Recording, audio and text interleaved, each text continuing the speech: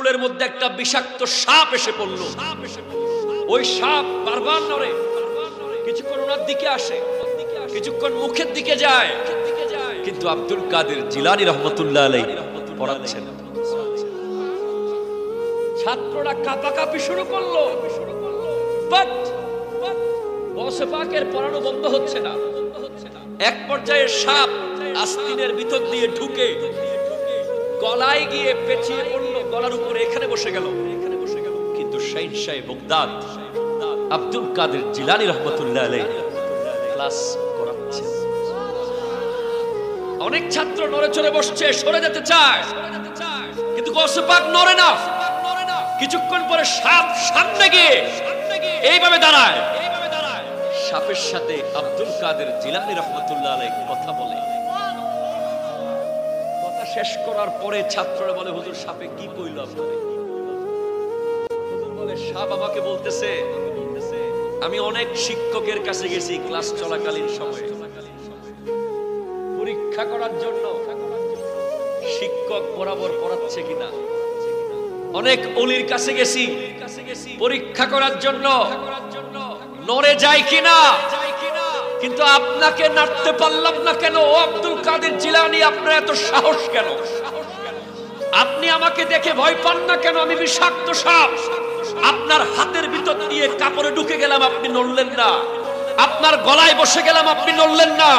আপনার সামনে এসে ছুবল মারতে চাইলাম, আপনি নড়লেন না।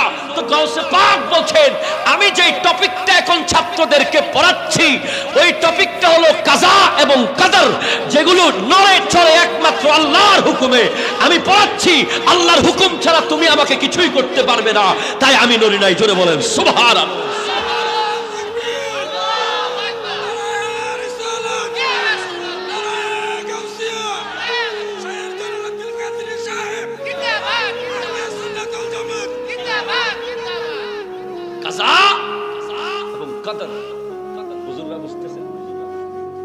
যেগুলো আল্লাহর হুকুম ছাড়া কিছু হবে। তিনি বলছেন, তুমি না এরকম আরো 1000 সাপ আসলেও আমি আব্দুল কাদেরের কনফিডেন্স আছে। তুমি মনে করিও না আমি সাধারণ কর্মী, আমি ওই ব্যক্তি যে ছাত্র জীবনে পড়েছে মাদ্রাসায়, থেকেছে পাহাড়ে। জোরে বলে, আমার জায়গা এখানে না, আমি কথাটা বোঝাতে চাচ্ছি অন্য জায়গায় যাচ্ছি। সেটা হলো প্র্যাকটিক্যালি পড়িয়েছেন। প্র্যাকটিক্যালি পড়ালে এটা হচ্ছে টিচিং মেথড। আপনি যে টপিকটা পড়াবেন সেটার একটা চিত্র, বাইরের একটা দৃশ্য যদি আপনি নিয়ে আসতে পারেন, সরাসরি টপিকে না গিয়ে একটা ঘটনার সাথে মিলিয়ে যদি ক্লাসটা করাতে পারেন, ওই উদাহরণের কারণে এই ছাত্ররা জীবনে ভুলবে। আমিও আমার বক্তব্যের আগে আপনাদের সামনে একটা দৃশ্যপট আনতে চাই। ভাই কষ্ট হয়ে যাবে আপনাদের? কতক্ষণ বসবেন? সারা রাত এমনি কইতেছেন, এখানে বসবেন।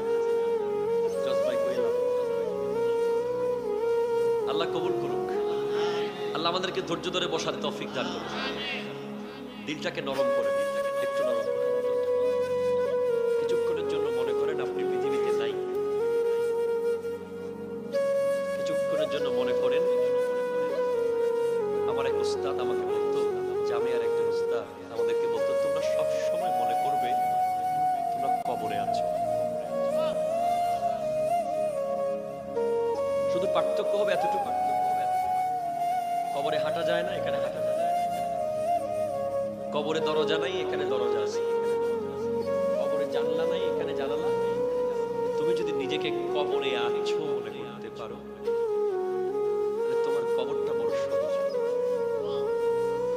আমি আমার বক্তব্যের আগামী 1 থেকে 1.5 ঘন্টা যতক্ষণ থাকবো, আমি অনুরোধ করবো আপনারা জমিনে আছেন মনে করে কেউ কথাগুলো শুনবেন। মনে করবেন আপনি কবরের ভিতরেই আছেন। Just imagine your dream. কবর দেখেছেন? দেখেছেন ভাই? ভিতরে কেউ দেখেছেন? আচ্ছা, কবরের ভিতরে লাশ নামানোর সময় ভিতরে যে দৃশ্য, এটা কে কে দেখছেন?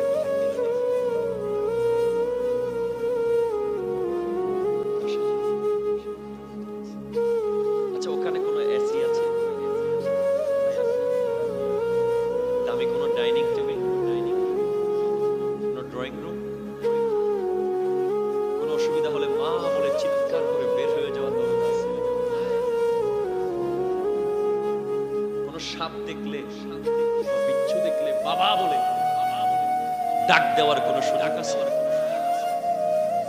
বাতি চলে গেলে জেনারেটরের ব্যবস্থা আছে?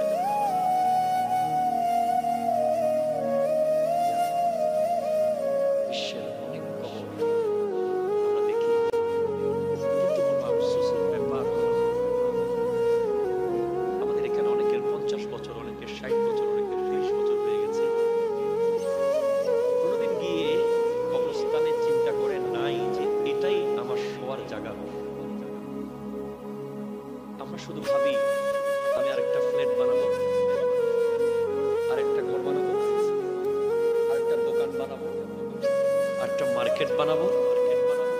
কবি বলছে আমর রূপে আলাল মাকাবির কুল্লাহি, আমি প্রতিদিন কবরস্থানের পাশ দিয়ে যাই ঠিক, ওয়ালা আদরি আইয়ুল আরদি কবরি, কিন্তু আমি কোনোদিন ভাবলাম না আমার কবরটা আসলে কোন জায়গায়।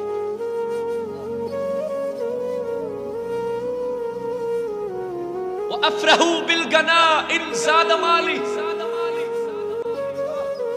আমি হাসতে থাকি যখন আমার মাল বাড়তে থাকে। ওয়ালা আবকি আলা নুকসান উমরি, কবি বলছে ওয়া হুয়া ইয়াকুলু ওয়াল আইয়ামু তাকুলু উমরা। আমরা প্রতিদিন ভাত খাচ্ছি, বিরিয়ানি খাচ্ছি, কত কি খাচ্ছি, কিন্তু দিনগুলো আমার হায়াত খেয়ে ফেলতেছে। ঠিক কিনা কথা বলেন না? ভাইজান, পৃথিবীতে অনেক কবর আছে, যেই কবরের মধ্যে নাম থাকে, নাম থাকে না।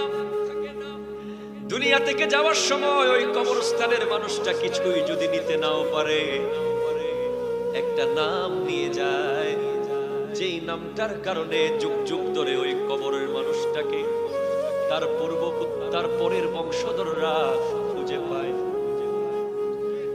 ঠিক কিনা বলেন না? খুঁজে পায় কোন কবরে আছে তার দাদা, কোন জায়গায় আছে তার নানা, কোন জায়গায় আছে তার দাদি। কত বড় বড় পাওয়ারফুল ব্যক্তি কিছুই নিয়ে যায় না, একটা নেম প্লেট থাকে যেখানে লেখা থাকে ডাক্তার হলে ড লেখা থাকে নামের উপর, ইঞ্জিনিয়ার হলে ইএন লেখা থাকে ইঞ্জিনিয়ার, অ্যাডভোকেট হলে অ্যাডি লেখা থাকে, মুহাদ্দিস হলে মুহাদ্দিস লেখা থাকে, মুফতি হলে মুফতি লেখা থাকে। কিন্তু ভাইজান, রিসেন্টলি, ভেরি রিসেন্টলি এমন এক কবরস্থানের দৃশ্য আমি দেখেছি, আপনারা অনেকেই হয়তো দেখেছেন। ভাই, লাশগুলো যখন দেওয়া হচ্ছে কবরে, নামের জায়গায় লেখা আছে লাশের পরিচিতি অজ্ঞাত। কি লেখা আছে বলেন না? ওই 40 থেকে 42টা লাশ, যাদের কোনো নাম নাই, পৃথিবীর কেউ কোনোদিন জানবে না ওই কবরে কে আছে। হাইরে দুনিয়া, যেই দুনিয়ার জন্য তুমি পাগল পারা হয়ে গেলে, যেই দুনিয়ার জন্য তুমি দিওয়ানা হয়ে গেলে, সেই দুনিয়া থেকে যাওয়ার সময় নামটা পর্যন্ত নিয়ে যেতে পারে নাই ওই ঝালকাঠি সুগন্ধার নদীর মাঝখানে পুড়ে যাওয়া অভিযান 10-এর সেই জোরে বলেন না ঠিক কিনা? এই আধুনিক প্রযুক্তির যুগে ডিএনএ টেস্ট করে মানুষের আইডেন্টিটি বের করা যায়, কিন্তু এমন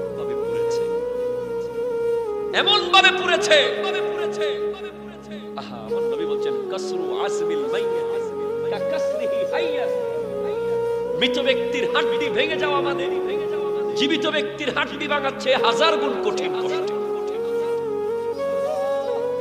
মৃত ব্যক্তির উপরে একটা মশা মাছি বসা মানে গোটা একটা পাহাড় বসা।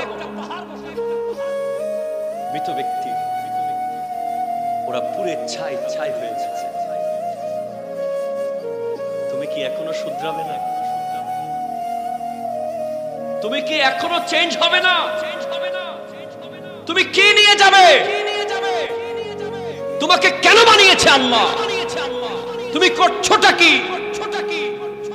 তুমি কি আমি কি যেখানে আফজালুল বাশার বাদাল আম্বিয়া সিদ্দিক আকবর রাদিয়াল্লাহু তাআলা আনহু যিনি বারবার জান্নাতের গ্যারান্টি পেয়েছিলেন, তারপরেও তিনি গাছ দেখলে কাঁদতেন, গাছ দেখলে দু চোখ বেয়ে পানি ফেলে চিৎকার করে করে কাঁদতেন আর বলতেন, আল্লাহ তুমি আমাকে মানুষ কেন, আমাকে গাছ বানাইতা গাছ, আমি আবু বকরের কোনো হিসাব হতো না, আমাকে পাখি বানাইতা, আমি মাটি হয়ে যেতাম কিয়ামতে, আমার কোনো হিসাব হতো না। আরে তুমি কি আমি কি? মক্কার কাবাগরের আঙ্গিনায় একটা ব্যক্তি মাথার উপরে চাদর আল্লাহর দরবারে ফরিয়াদ করে, ও আল্লাহ, জমিনে যত পানি আছে ততগুলো গুনাহ আমার আছে, আকাশে যত তারা আছে তত গুনাহ আমার আছে, আল্লাহ তুমি আমাকে মাফ করো। গোটা রাত কাঁদতেছেন, গোটা রাত কাঁদতেছেন মাথার উপরে চাদর দিয়ে। আর এক বৃদ্ধ লোক দেখে বলে, এই বাচ্চা, এই লোকটা কে এত কাঁদে? কিছুক্ষণ পরে চাদর তুলে দেখে তিনি কে জানেন? ইমাম যাইনুল আবেদিন,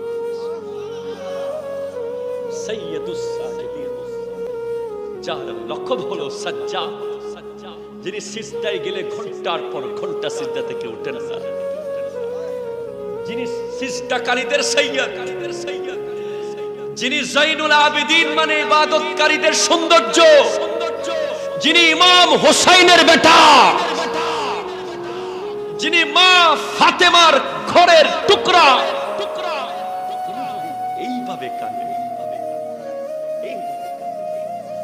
এইভাবে কাঁদে। আমরা কোথায় আছি ভাই? কোন জায়গায় আমাদের স্থান? ভাবার কোন সুযোগ পাই না। আফসোস আর আফসোস, হযরত উসমান রাদিয়াল্লাহু তাআলা আনহু যিনি আমার নবী থেকে বারবার জান্নাত কিনে নিয়েছেন, এরপরেও কবরস্থানের পাশে ওনার কান্নায় গোটা দাড়ি ভিজে যেত। ওনাকে জিজ্ঞেস করা হচ্ছে, আপনি কবর দেখলে কেন এত কাঁদেন? আপনার সামনে নবীজি জাহান্নামের বয়ান দিয়েছে, আপনি কাঁদেন নাই। হযরত উসমান বলছেন রাদিয়াল্লাহু তাআলা, যাকে নবীজি বলেছেন আমার যদি 40টা মেয়ে থাকে আমি একটার পর একটা সব উসমানকে বিয়ে দিতাম, যিনি বীর রোমা 20,000 দিরহাম দিয়ে মদিনার মানুষের জন্য কূপ খনন করে দিয়েছিলেন। সেই উসমান রাদিয়াল্লাহু তাআলাকে জিজ্ঞেস করা হলো, আপনি এত কাঁদেন? উনি বলছেন, কবর হচ্ছে আখিরাতের প্রথম মঞ্জিল, প্রথম মঞ্জিল। ওই কবরে যে বাস করে ফেলবে সে পুলসিরাতে বাস করবে, সে মিজানে বাস করবে, সে কাউসারের পানি পাবে, সে আমার নবীর দিদার পাবে। আর কবরে যে ফেল করবে, কবরে যে ফেল করে ফেলবে, তার প্রত্যেক জায়গায় শুধু ফেল। ভাইজান, কখনো কি ভেবে দেখেছেন ওই আমেরিকার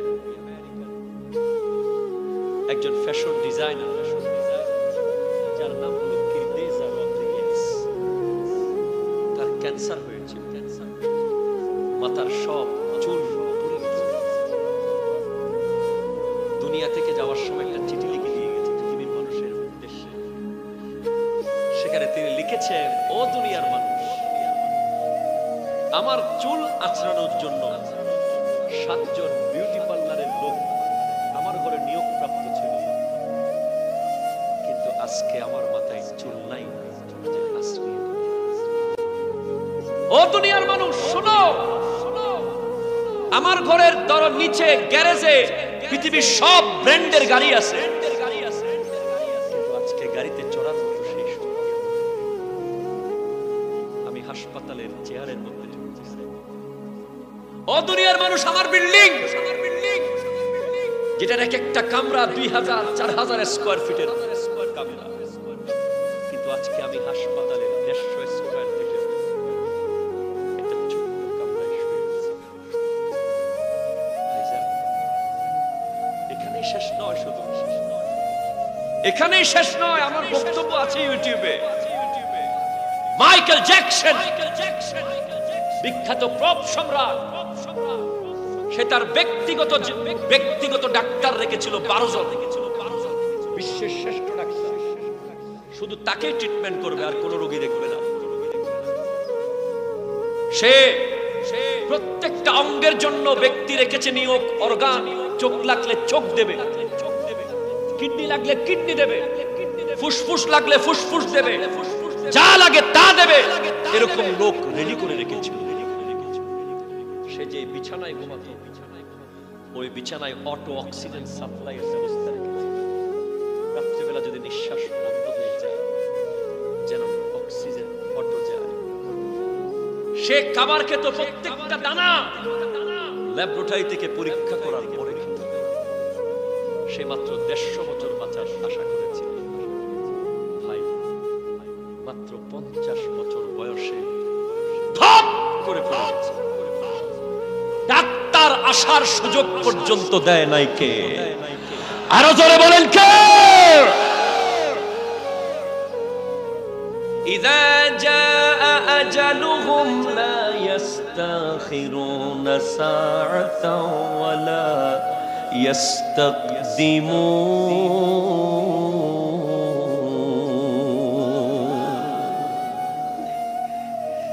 যেই মাত্র ডাক চলে আসবে, ও ভাই তুমি কি ভুলে গেছো?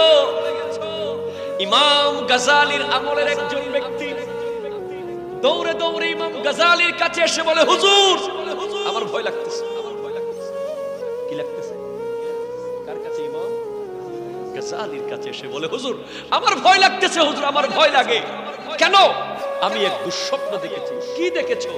আমি দেখতেছি একটা বাঘ আমাকে পেছনে দৌড়াচ্ছে। আমি দৌড়তে দৌড়তে দৌড়তে দৌড়তে একটা কুয়ার ভিতরে পড়ে গেলাম। কুয়ার ভিতরে যখন পড়তেছি, দেখতেছি কুয়ার তলে ভয়াবহ সাপ। সাপ বসা। আমি মাঝখানে একটা রশি পেলাম। ঠিক কুয়ার মাঝামাঝি আমি রশিটা ধরলাম। উপরে বাঘ, নিচে সাপ, মাঝখানে আমি রশি ধরে আছি। আর রশি যখন ধরলাম, হঠাৎ দেখি রশির পাশে একটা মৌমাছির মধুর বাসা। আমি সেই মধু দেখে মধু খাওয়া শুরু করলাম। সাপের কথাও ভুলে গেলাম, বাঘের কথাও ভুলে গেলাম। হঠাৎ করে দেখি আমার রশিটা কাটা শুরু করেছে একটা সাদা ইঁদুর আর একটা কালো ইঁদুর। কাটতে কাটতে কাটতে কাটতে যেই মাত্র রশি ছিঁড়ে আমি নিচে পড়ে যাব, ঠিক সেই সময় আমার ঘুম ভেঙে গেল। হুজুর একটু বলুন না এটা কেন হলো? কি বুঝাইতে চাইলো আল্লাহ এই স্বপ্নে আমাকে? ইমাম গাজালি বলছেন, তুমি নফসকে খাবার দিয়েছো। নফসকে খাওয়াতে খাওয়াতে খাওয়াতে এত বড় করেছো, তোমার রূহ মরে যাচ্ছে। তোমার মধ্যে ইবাদত নাই, খোদার ভয় নাই। ওই বাঘ ছিল আজরাইল আলাইহিস সালাম। যেই বাঘ তোমাকে দৌড়িয়েছিল সেই আজরাইল ফেরেশতা। ওই কুয়া ছিল তোমার কবর, কবরের ভিতরে সাপ ছিল কবরের আযাব, আর রশি ছিল তোমার হায়াত। সাদা ইঁদুর ছিল দিন, কালো ইঁদুর ছিল রাত, আর মৌমাছির বাসা ছিল দুনিয়া। কথা বলেন না ঠিক কিনা? মৌমাছির বাসা ছিল দুনিয়া। এই দুনিয়ার মধু পেয়ে তুমি নিচের সাপের কথা ভুলে গেছো, উপরের বাঘের কথা ভুলে গেছো, হায়াতের রশির কথা ভুলে গেছো। আজকে শুক্রবার, জুমার দিন যে চলে গেল, কিয়ামত পর্যন্ত মাথায় বাড়ি দিলেও আজকের এই জুমার দিন আর কোনোদিন ফেরত আনা যাবে না। ঠিক কিনা বলেন না? আসুন এবার মনোযোগ আছে তো। সিদ্দিক আকবর রাদিয়াল্লাহু আনহু বলেছেন একটি হাদিস, এই হাদিসটাই যথেষ্ট এনাফ যদি বুঝতে পারেন। কিতাবের নাম হলো আল মুনাব্বিহাত। ভাই জোরে বলেন না। লেখকের নাম ইবনে হাজার আসকালানি রাহমাতুল্লাহি আলাইহি। বিশাল লম্বা হাদিস। সিদ্দিক আকবর রাদিয়াল্লাহু তাআলা আনহু বলছেন, জগতের যুবকদের উদ্দেশ্যে, জগতের তরুণদের উদ্দেশ্যে, জগতের মুরব্বীদের উদ্দেশ্যে, জগতের সুদখোরদের উদ্দেশ্যে, জগতের ঘুষখোরদের উদ্দেশ্যে, জগতের বেনামাজিদের উদ্দেশ্যে, জগতের বড় বড় চিটার বাটপারদের উদ্দেশ্যে কথা বলেন, ঠিক কিনা? সিদ্দিক আকবর বলছেন, এই বক্তব্য সরাসরি সিদ্দিক আকবরের বক্তব্য। আবু বকর সিদ্দিক রাদিয়াল্লাহু আনহু উনি বলছেন, ক্বালা আবু বকর ইন্না ইবলিস কায়েমুন আমামাক, ইবলিস শয়তান তোমার সামনে। কোথায়? একটু কথা বলেন ভাই।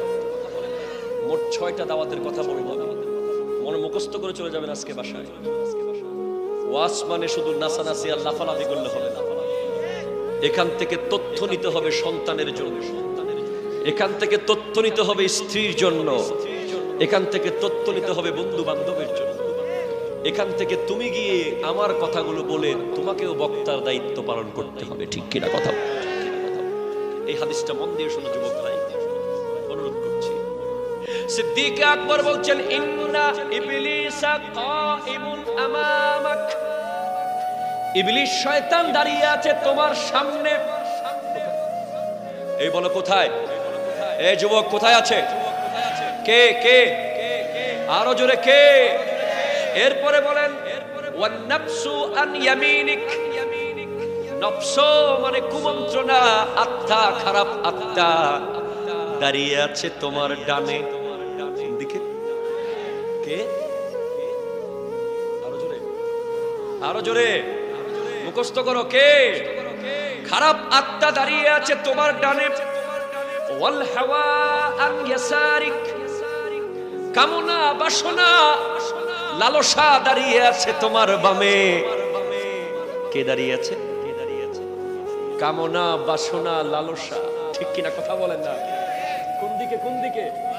বাম দিকে। সামনে কে? মনে আছে তো? সামনে কে? ডানে কে? আত্মা খারাপ, বলো খারাপ। বামে কামনা বাসনা লালসা, একটা বলো, লালসা বললে হবে। এরপরে বলছেন, ওয়াদ দুনিয়া আন হাউলিক আন খালফাক,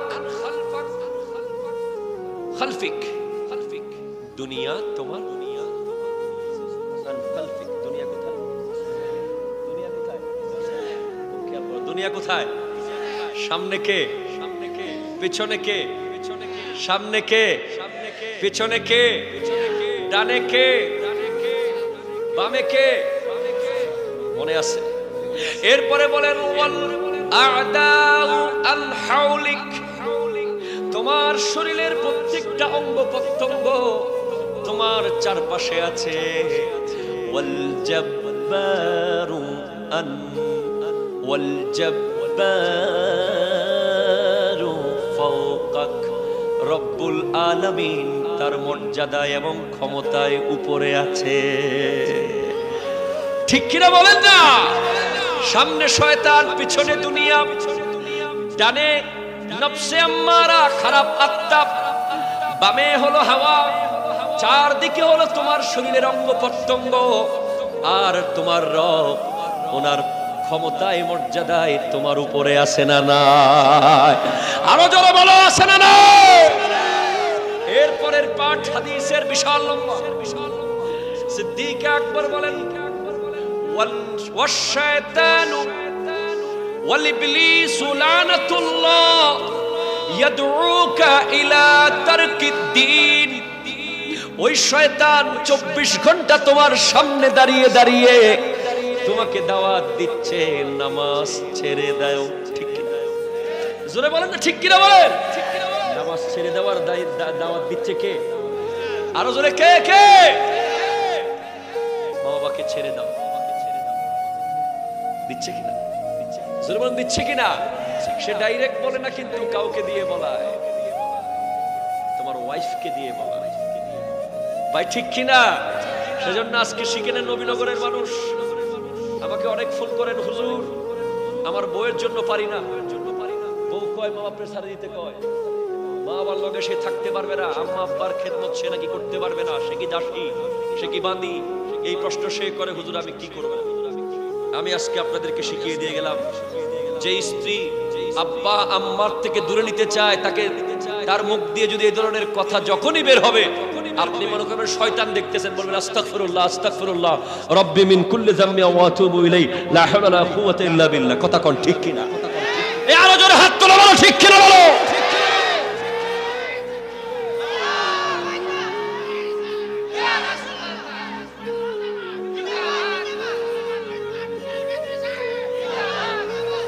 তুমি মসজিদে যাওয়ার সময় যেই বন্ধু তোমাকে ডেকে বলবে দোস্ত চল একটু ঘুরে আসি, আছে না নাই?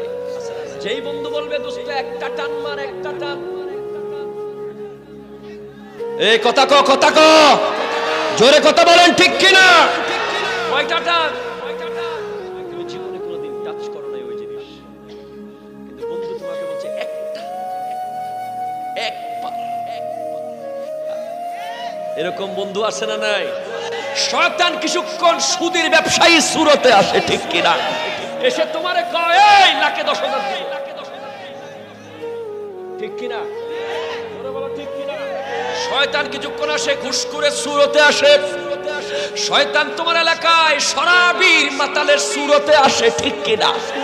যখন তুমি সব সময় একটা কাজ চালিয়ে যাবা, সে তোমার ওয়াইফ হোক, বন্ধু হোক, সুদী হোক, ঘুষখোর হোক, যেই হোক, তাকে দেখা মাত্র পড়া শুরু করে দিবা আস্তাগফিরুল্লাহ রাব্বি মিন কুল্লি যামবি ওয়া আতুবু ইলাইহি লা হাওলা ওয়া লা কুওয়াতা ইল্লা বিল্লাহ, যেন সে মনে করে সাক্ষাৎ শয়তান তুমি দেখতেছো। কথা কর ঠিক কিনা? একবার, দুইবার, তিনবার পড়ার পরে সে তোমার সামনে আসবে। ওয়াইফকে রাত্রিবেলা যেখানে, যেই ওয়াইফ স্বামীকে গুথায়, মা বাপ ছেড়ে দেওয়ার জন্য, তাকে যেখানে দেখবেন দেখার লগে লগে আস্তাগফিরুল্লাহ আস্তাগফিরুল্লাহ আস্তাগফিরুল্লাহ আস্তাগফিরুল্লাহ, ঠিক কিনা বলেন না? যদি সে জিজ্ঞেস করে এমন করো কেন, কইবেন শয়তানি ছাড়ো,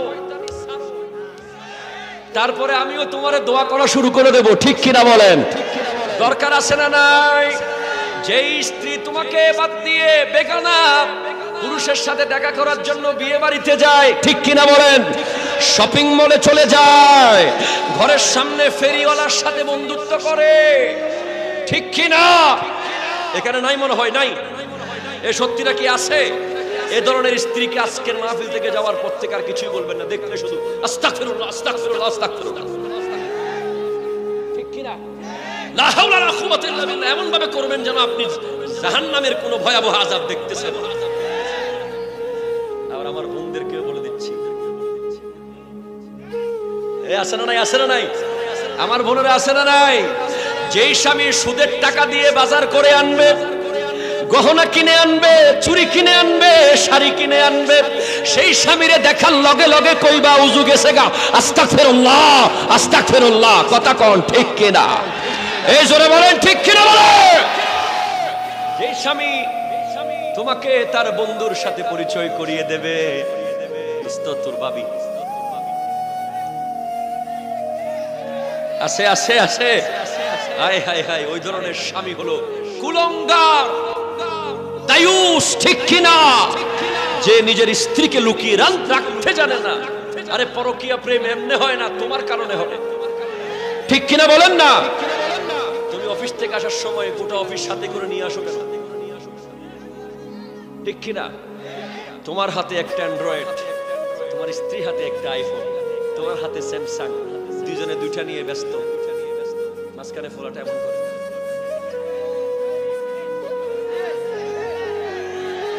এই জোরে কথা বলেন না ঠিক কিনা? ফোলা টেনশনে বলে কোন দিকে যাবো, বাপেও মোবাইল নিয়ে ব্যস্ত, মাও মোবাইল নিয়ে ব্যস্ত। হাই হাই হাই, এই যুগ বর্তমানে আমরা দেখতে পাচ্ছি, ঠিক কিনা? কথা কিয়ামতের আলামত দেখতে পাচ্ছি। তোমার স্ত্রীকে স্মার্টফোন দেওয়ার কোনো দরকার নেই, ঠিক কিনা বলেন? কোনো দরকার নেই। এমন মোবাইল দিবেন যেটা কল আসে কল যায়, বাস। ক্যামেরার দরকার, ভিডিওর দরকার, খবরদার ভিডিও যদি দাও ওই অডিও ফাঁস হয়ে যাবে, তো ঠিক কিনা বলেন? আল্লাহ শয়তান থেকে বাঁচার তৌফিক দান করো। ওই শয়তান 24 ঘন্টা তোমাকে ডাকে দিন তরক করে দেওয়ার জন্য, ইসলাম থেকে দূরে চলে আসার জন্য, ঈমান হারা হয়ে যাওয়ার জন্য, ঠিক কিনা বলেন না? সেজন্য আমার নবী বারবার বলেছেন জাদ্দিদু ঈমানাকুম, তোমাদের ঈমানকে নবায়ন করো, নবায়ন করো।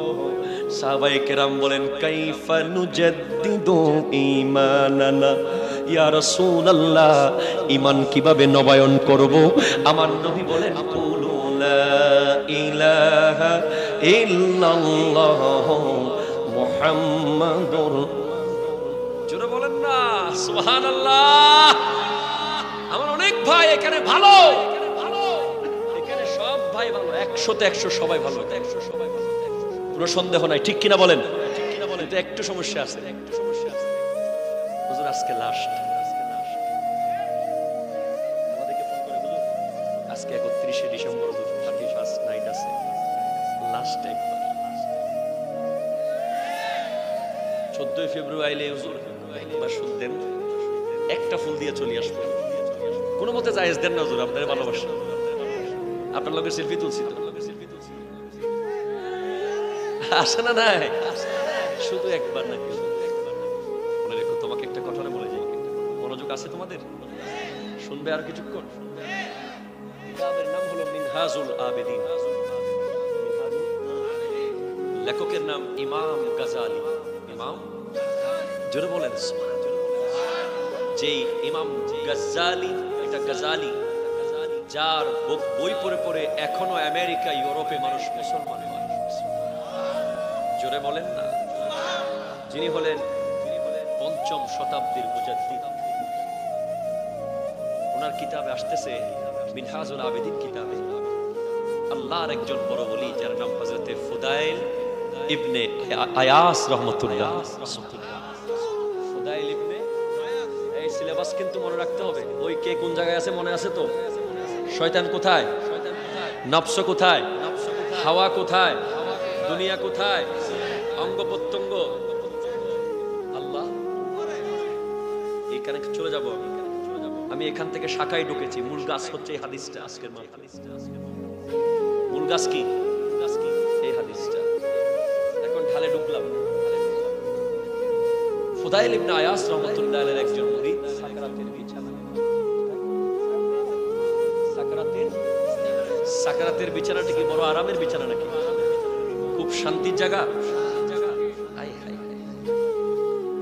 আমার নবী বলছেন মা মিন মাইয়াতিন ইউকরাউ ইল্লা রাসিহি ইয়াসিন ইল্লা হাব্বাল্লাহু আলাইহি, মৃত্যুর পথের যাত্রীর পাশে বসে বসে তোমরা সূরা ইয়াসিন পড়বে, তার জান কবজ হবে অত্যন্ত হালকা ভাবে।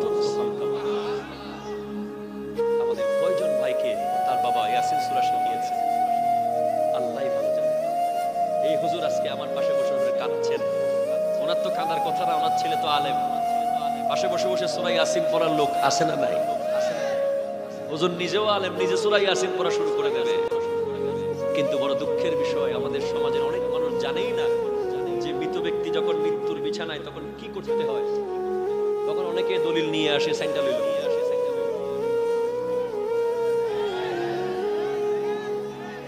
ঠিক কিনা বলেন না? তাড়াতাড়ি নড়াচড়া করতেছে, এখনো স্যান্ডেল হইল, টিপসই রইল, জিনিসগুলো ধরিল, সিনাই বাড়ি মারে, হাই হাই চলে গেছে, কাপড় সুপড় ছিঁড়ে ফেলে, দরজা ভেঙে ফেলে, পাগলামি করে না। সবাইকে যেতে হবে, কাউকে ধরে রাখা যাবে? যাওয়ার সময়টাকে আরামদায়ক করে দাও। তুমি আজকে গিয়ে তোমার ছেলেদেরকে ওসিয়ত করবে, অমুক জায়গায় বিল্ডিং আছে, ওখানে মার্কেট আছে, ওখানে জায়গা আছে, জমি আছে, এগুলো পরে কইও, আগে কও ওফুত, ও আমার বেটি, ও আমার স্ত্রী, তোর কাছে অনুরোধ একটু আমার মৃত্যুর পাশে সূরা ইয়াসিনটা পড়িস।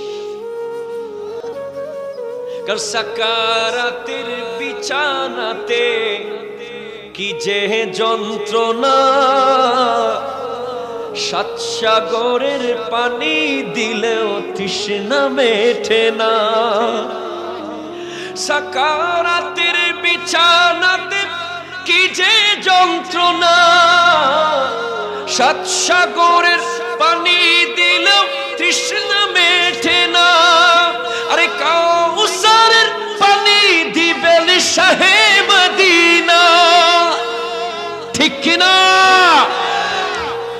তাই কাউসারের মালিক তাহাকে চিনুন, ভালো যতই বাসতে হয় নবীকে বাসুন, ভালো যতই নবীকে বাসুন, নবী তারানে ওয়ালা, নবী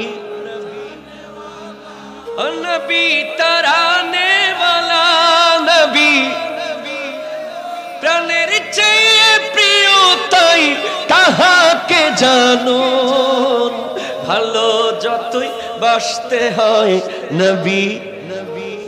সুবহানাল্লাহ বলেন না ভাইজান। ফুদাইল ইবনে আয়াস রাহমাতুল্লাহি আলাইহি ওনার মুরিদের পাশে এসে গেলেন। যারা হক্কানি পীর তারা মুরিদের ইন্তেকালের সময় পাশে আসতে পারে কি পারে না? ক্ষমতা দেন কে? আর যারা ভণ্ড পীর তারা নিজেরা পালায়। ঠিক কিনা কথা হন? যেসব ভণ্ড ভণ্ড ভণ্ড ভণ্ড যারা আজকে সুন্নিয়তকে কলঙ্কিত করে দিয়েছে, ভণ্ডামির মাধ্যমে নাচ গান রং তামাশা উরসের নামে বেহায়াপনা করে করে ওই পীরের নিজে পালাইয়া কুল পাবে না, মুরিদদের কি বাঁচাবে? ঠিক কিনা কথা? আর যেই পীর শরীয়ত আর তরিকতের উপরে অটল আছে সেই পীর মুরিদের পাশে এসে যাবে। জোরে বলেন না। তাই পীর ধরার সময় খবরদার এমন পীর ধরবেন না যেই পীরের নিজের নামাজের ঠিক নাই। নামাজ না পড়ে কোনো পীর যদি থাকে সে ভণ্ড। এই ঠিক কিনা বলেন না? নামাজ ছাড়া কোনো পীর থাকলে সোজা কথা, একেবারে ক্লিয়ার কাট, নামাজ ছাড়া পীর মানে ভণ্ড পীর। এই ঠিক কিনা বলেন না? এক নম্বর ভণ্ড। নদীতে ফেলাই দিবেন লাল গাই। সারা রাত চলে ধুমধারাক্কা, ফজরের নামাজের সময় পেশাব ঘুমাইতেছে, আরে আওয়াজ, নাকের আওয়াজ, গদ গদ মাইতেছে। ঠিক কিনা কর না? জিজ্ঞেস করলাম এরকম আওয়াজ কেন? বলে সারা রাত মহিষার গরুর গোস্ত খাইছে। যেই পীর সুবহে সাদিকের আগে তাহাজ্জুদের যায় নামাজে মুরিদের জন্য কাঁদে। কিছু মনে করিয়েন না, আলহামদুলিল্লাহ ব্রাহ্মণবাড়িয়াতে তো জন্মগ্রহণ করতে পারলে ফিরে পাওয়া যায়। একজন সাহস করে ঠিক কইতেছে, মাঝে মধ্যে আমি আফসোস করি আমার বাড়ি যদি ব্রাহ্মণবাড়ি হইতো আমি ফিরে যেতাম। মান তাফাক্কাহা ওয়া লাম ইয়াতাসাওওয়া। এই ভাই শুনেন, মান তাফাক্কাহা ওয়া লাম ইয়াতাসাওওয়া, এটা আমার সূত্র না, এটা ইমাম মালিকের সূত্র। ইমাম মালিক নাম শুনেছেন? 4 মাযহাবের এক মাযহাবের ইমামের নাম কি? ইমাম মালিক। মালিকি মাযহাবের যিনি ইমাম, উনি বলছেন পীর কে? এই ভাই শুনেন, পীরের সংজ্ঞা শুনেন। এনে এনে কইলাম না, কইলে অসুবিধা আছে, তাহলে কইতাম আর অনেক কথা। বড় পাগড়ি দিয়ে পীর হয় না, লম্বা চুল দিয়ে, লম্বা জুব্বা দিয়ে, লম্বা আবা দিয়ে, লম্বা কাবা দিয়ে পীর কাকে বলে? খাজা আব্দুর রহমান চৌরবি খিজরি আলবি, যিনি 30 পারা মজমুআয়ে সালাওয়াত রাসূল লিখেছেন, উনি একবার যাচ্ছেন এক এলাকা দিয়ে, এক ব্যক্তি হঠাৎ বলে কিতনা বড়া ওলি, এক ব্যক্তি বলে কত বড় ওলি। উনি বলেন এই দাঁড়া, ইদার আ, তুই আমাকে বড় ওলি কেন বললি? কি দেখছস আমার কাছে ওলির? এখন বল, আমি এখন ফেলে দেব। আমার কাছে ওলির কি দেখলি ক, আমি এটা ফেলে দেব। আরে জোরে বলেন না ভাই। ওলি কাকে বলে? হুজুর আপনার আবা দেখে ওলি বলি নাই, কাবা দেখে ওলি বলি নাই, পাগড়ি জুব্বা টুপি মুরিদের বহর দেখে ওলি বলি নাই। আপনার চেহারা দেখার সাথে সাথে আমার জবান দিয়ে হঠাৎ বের হয়ে গেল কিতনা বড়া ওলি।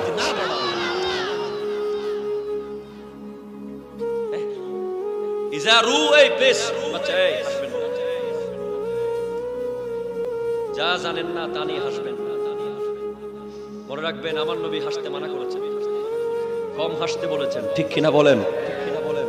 কবি বলছেন আয়াফরাহু মান আয়াদহাকু মান লিল মাউত ফীহি নাসিব, আয়াদহাকু মান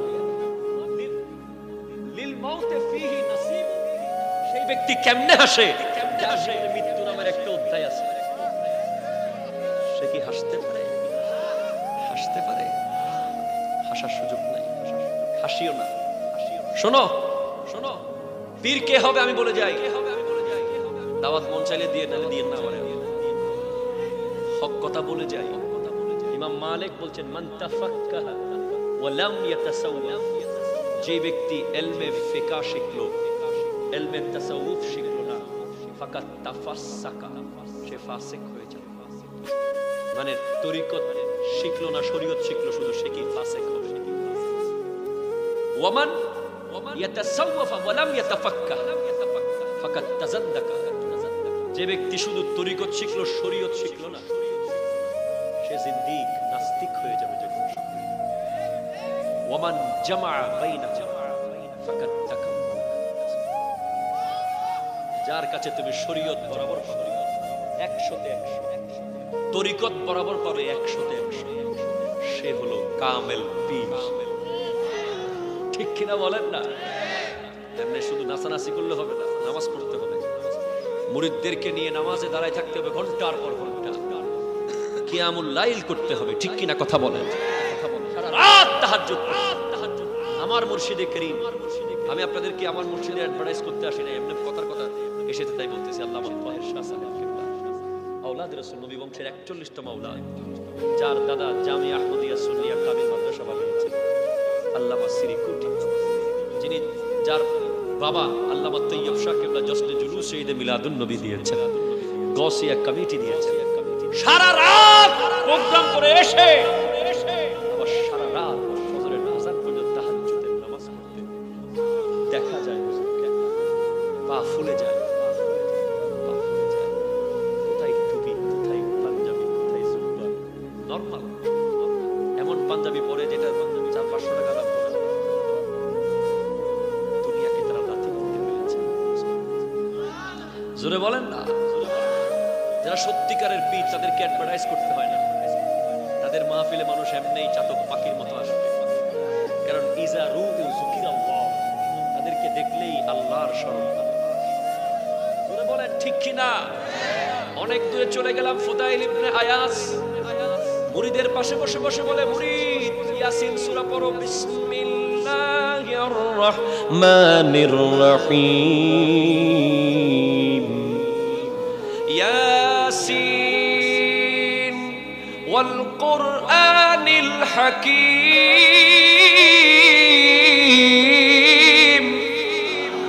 ইন্নাকা লামিনাল মুরসালিন আলা সিরাতিম মুস্তাকিম। সুবহানাল্লাহ। মুরিদ বলে, হুজুর পড়বো না, চলে যান আপনি। ফুদাইল ইবনে আয়াস অবাক হয়ে গেলেন, আমি তাকে ইয়াসিন সূরা পড়াই, সে পড়ে না কেন? সে বলে, হুজুর আমাকে পড়ায়েন না, চলে যান আপনি। মুরিদ উঠে হুজুরের উপর রেগে যাচ্ছে।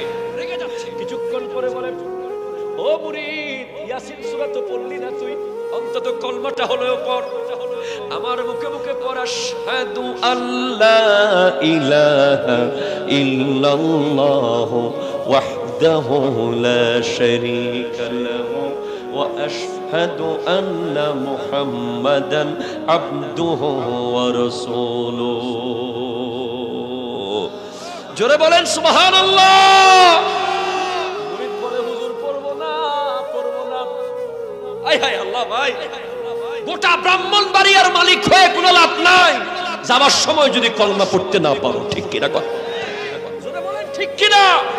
গোটা পৃথিবীর রাষ্ট্রনায়ক হয়ে কোনো লাভ নাই, গোটা দুনিয়ার সম্পত্তির মালিক হয়ে কোনো লাভ নাই, যদি যাওয়ার সময় তোমার কলমা নসিব না হয়। ওই মুরিদ কোনো মতেই কলমা পড়ে না, কলমা পড়লো না, এত চেষ্টা করার পরেও কলমা না পড়ে সে মরে গেল। ফুদাইল ইবনে আয়াস রাহমাতুল্লাহ আলাইহি গভীর রাতে তাহাজ্জুদের নামাজ পড়ে পড়ে আল্লাহর কাছে কাঁদে, আল্লাহ আমার মুরিদের কি অপরাধ ছিল আমার একটু বলো আল্লাহ, একটু স্বপ্নে দেখায়া দিও, আমার মুরিদ কেন কলমা পড়তে পারলো না, আমার মুরিদ কবরে কেমন আছে একটু দেখাইও আল্লাহ। স্বপ্নে দেখে মুরিদের কবরে ভয়াবহ আযাব। 70টা সাপ, সুদকুরের কবরে 70টা সাপ, ঘুষকুরের কবরে 70টা সাপ, বেনামাজির কবরে 70টা সাপ, গীবতখুরের কবরে 70টা সাপ, সুগুলখুরের কবরে 70টা সাপ। একটা ছোট্ট সাপ যদি বিষ লাগবে না এমনি ছোট্ট সাপ রাত্রে ঘুমের সময় তোমার গায়ের উপর দিয়ে যায়, 3 দিন তুমি আর ঘুমাইতে পারবা না। ওই কবরে 70টা এমন সাপ থাকবে যেই একটা সাপের বিষ যদি দুনিয়াতে নিঃশ্বাস পড়ে এই পৃথিবীতে আর কোনো দিন গাছপালা জন্মাবে না। 70টা সাপ মুখ দিয়ে ঢুকে পেট দিয়ে বের হবে, পায়খানা রাস্তা দিয়ে ঢুকে মুখ দিয়ে বের হবে, গোটা গা ছিদ্র ছিদ্র করে ফেলবে। ভাই কি করতেছে? আমি এই ওয়াজ করলে আমি নিজেই পাগল হয়ে যাই। কেন? সব ছেড়ে দিয়ে মন চায় চলে যায় একদিকে পাহাড়ে। এই দুনিয়াটা হিসাবে রাখার জিনিস না, এটা হিসাবে থাকতেই পারবে না। হিসাব শুরু হবে কবর থেকে। দুনিয়াটা একেবারে একটা ধোঁকা ধোঁকা ধোঁকা কারাগার। কোন দুনিয়ার জন্য পাগলামি করছে? কিচ্ছু। কোন দুনিয়ার জন্য আজকে তুমি তোমার ভাইকে আলাদা করে দিয়েছো? কোন দুনিয়ার জন্য তোমার ভাইয়ের বিরুদ্ধে মামলা করেছো? কোন দুনিয়ার জন্য আজকে কথায় কথায় গুলি করে দাও? কোন দুনিয়ার জন্য কথায় কথায় মুসলমানের গায়ে আঘাত করো? কোন দুনিয়ার জন্য মিথ্যা বলো? কোন দুনিয়া? হিসাব করে নাই সুফিয়ানে কেরাম, দুনিয়াটা হিসাবে রাখেই নাই। ভাইজান স্বপ্নে দেখে মুরিদের অবস্থা ভয়াবহ কবরে। বিজ্ঞানীরা গবেষণা করে বলে লাশ যখন কবরে রাখা হয় পেটের ভিতরে এমন এক পোকার জন্ম নেয় 3 দিনের ভিতরে।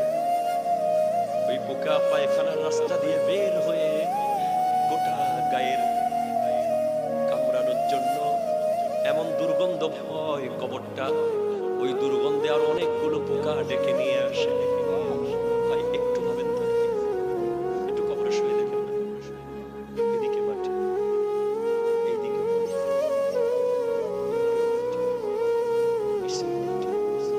চিৎকার শোনার মতো কেউ নেই। তোমার কবরের উপর দিয়ে তোমার সন্তান দুনিয়াদারি করবে, তোমার কবরের উপর দিয়ে তোমার স্ত্রী দুনিয়াদারি করবে, কিন্তু কেউ যদি না, তুমি চিৎকার করলেও খুলে দেখার টাইম বর্তমান যুগের মানুষের নাই, ঠিক কিনা? জিয়ারত করার টাইম পর্যন্ত নাই, আরে কবর দেওয়ার টাইম পর্যন্ত নাই। তুমি মরে দেখো না পৃথিবী কত নিষ্ঠুর, পৃথিবী কত নিষ্ঠুর। তোমারে কষ্ট করে যে জানাজা দিয়ে কবরে নেবে আলগাইয়া, এই টেনশন পর্যন্ত বর্তমান যুগে নাই। এত স্বার্থপর পৃথিবী হয়ে গেছে। তুমি কি দেখো না একটু কাশি দিলেই তোমার বউ তোমার সারি চলে গেছে, ঠিক কিনা বলেন না? একটু কাশি দিলেই চলে গেছে তোমাকে ছেড়ে, তোমার পাশে ঘুমায় নাই, কইছে আপনার করোনা হইছে, অথচ তোমার হয়েছিল জ্বর। সত্যি এটাই পৃথিবী। কেউ আপন না, কেউ আপন না। ফুদাইল ইবনে আয়াজের মুরিদ বলে, হুজুর 3টা বিষয় আমি ছাড়তে পারি নাই। মাঝে মধ্যে 3টা বিষয় আমার ভিতরে এসে যেত, যেজন্য আমার কলমা নসিব হয় নাই। বলে, ও মুরিদ তুই কি করলি?